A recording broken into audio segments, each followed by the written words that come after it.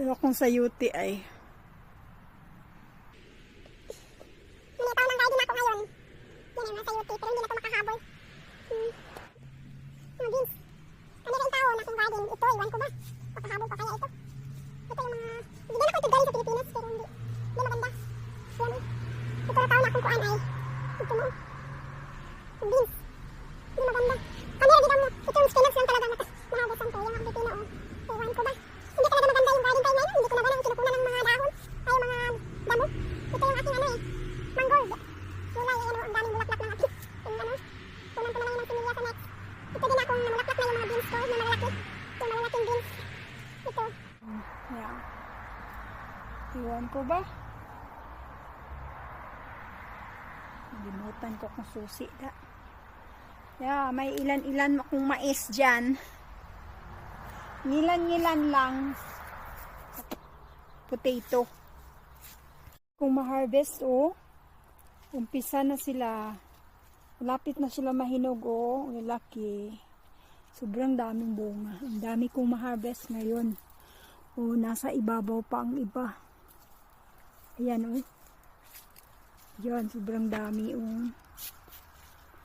Grabe kadaghan ah.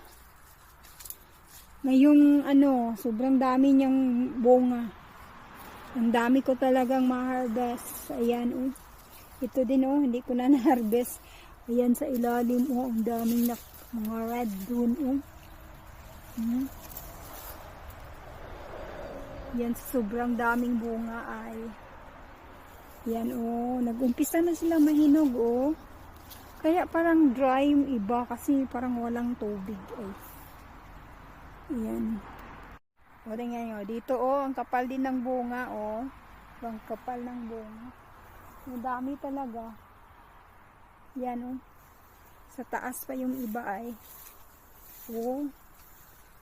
Yan dito oh. Daming bunga. Dami ko talagang ma-harvest ngayon ah. Kaya lang naka ano sila sa lupa. Whoop. Yun oh. Ah.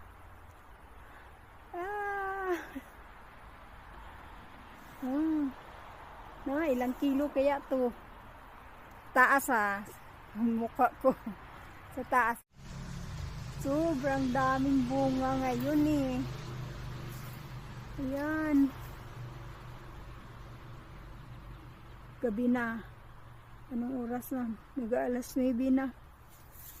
Hindi ko na siya na-harvest. Ang dami sa ilalim ay. Hindi ko na sila na-harvest.